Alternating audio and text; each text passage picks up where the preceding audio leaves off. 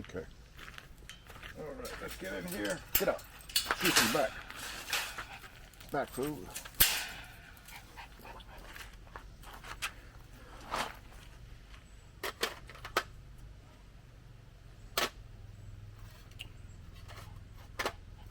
All right, everyone.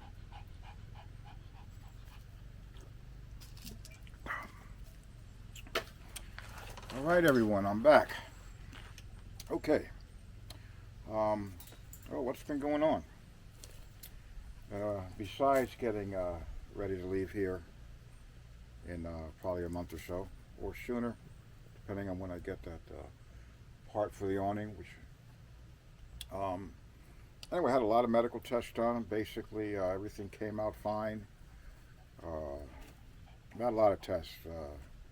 My heart was tested. I had blood work done. Prostate, I had a biopsy.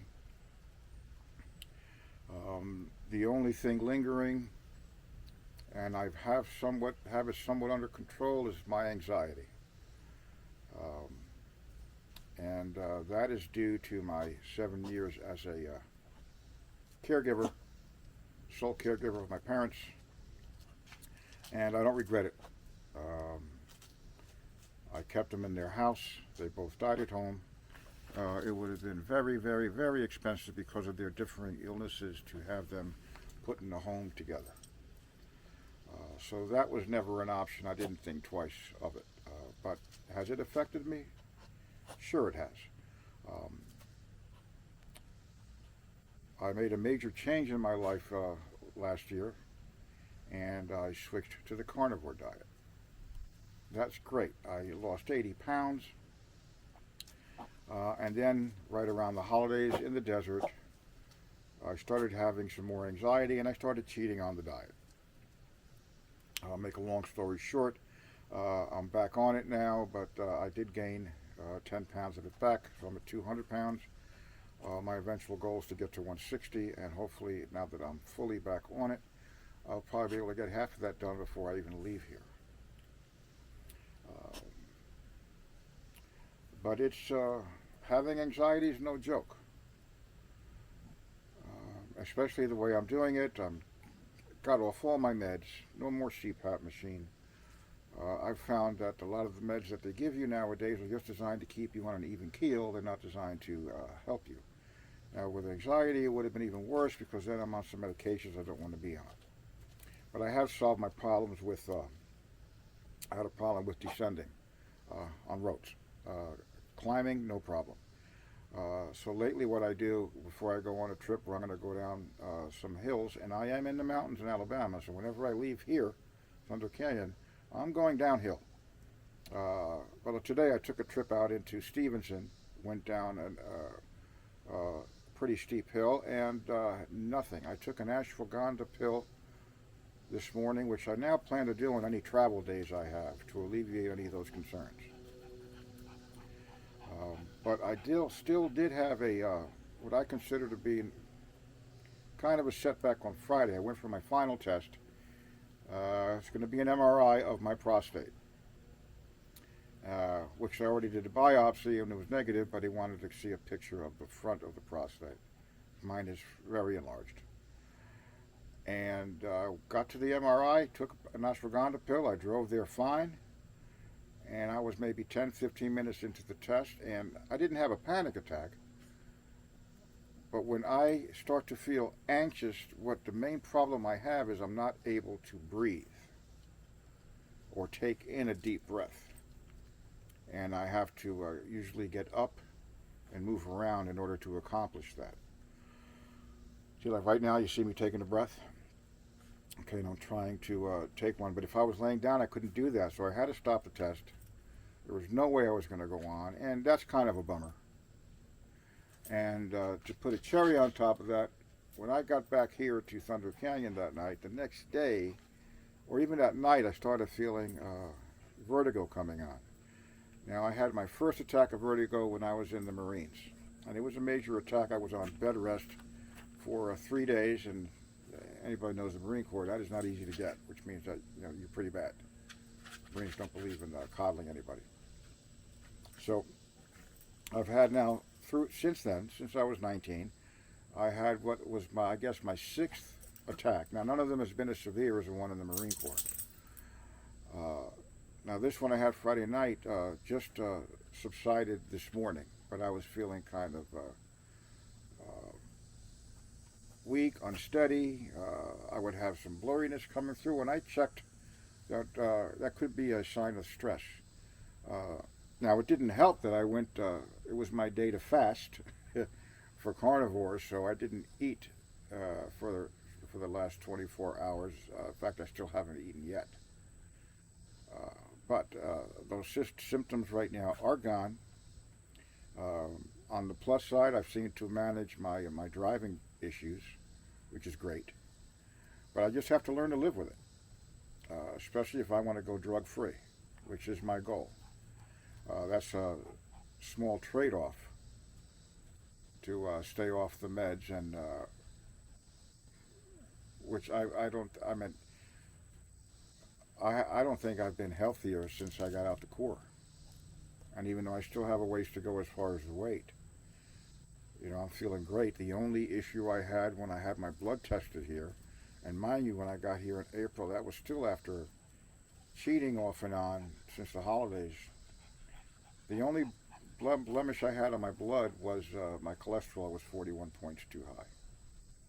They put me on a rosuvastatin 10 milligrams where I was on 40 a year ago, and I have since finished that 90-day supply, and I am not going to renew it. I believe a lot of what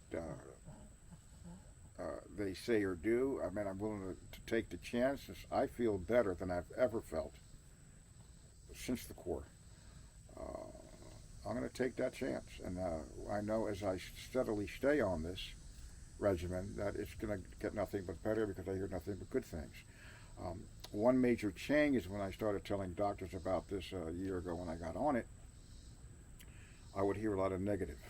They couldn't argue with me, though, because my blood work was fine, or on the way to being fine from what it was. For example, I'm no longer even pre-diabetic, and I was pre-diabetic for years. My last doctor I saw here didn't talk bad about the carnivore lifestyle, but still had to give me that statin, which I took. But I think a lot of what my problem was me getting off the regimen. I'm back on it, and you know, life is pretty good. Now, as far as not being able to complete that MRI, I tell you, there are a lot more people in this world that are going through many more things than I'm going through. And if it's the worst it's got to be, then so be it. And if the good Lord calls me to be up there with Him, I remember I mentioned in my last video that I was worried about my dogs. Well, my sister has gladly accepted to take them both, so I'm going to make arrangements if anything happens to me that she get my two dogs. So, yeah. Let me see that. Well, enough about the health thing. As far as preparing to travel, I'm getting the itch. It's been beautiful here, but I fell in love with the desert. Now, it's too hot for me to go out there.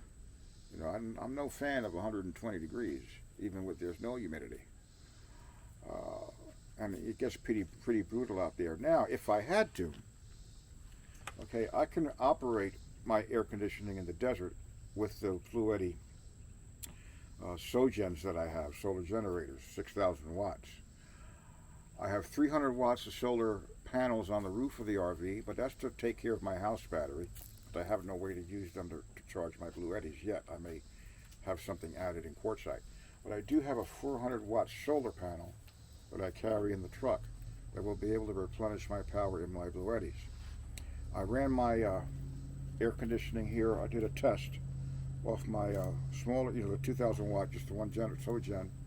It was about 85 degrees outside, 88 degrees, and I was running it with a, even though it's a window unit, I bought a thermostat for it, which plugs in, and it controls the temperature, so it's not constantly running. I had it on for 5 hours, and I only used half, not even half the battery. So I used about 900 watts, which means with the 6,000 watts I've got, I can in theory run that all night long and still have power left over. And with my 400 watt solar panel, if it's a sunny day, I also have a gas powered or propane powered generator. So I've got my power sources covered. So if I had to, I could run it. But I still don't feel like going out there with 100 degrees. My plan when I leave here, I want to go to Magnolia Beach in Texas. I want to spend 14 days there. You can boondock for free, feet from the water, and it's just beautiful out there. And then I'm going to work my way out west, probably stopping at a couple of Army Corps of Engineer campgrounds. There's one I'm going to go to Mott Lake. That is absolutely gorgeous, and with my senior citizen discount card for federal parks, I get electric and water hookups for $6 a night, and you can stay up to 14 days. So depending on how the weather is progressing in Quartzsite, I may take a quick trip over there, I may take a longer trip there. Once I pass the Army Corps of Engineers parks, I'm probably going to boondock the rest of the way to Quartzsite. In other words, not pay for a park. I have the New Mexico State Pass, where I can go to a state park there and boondock.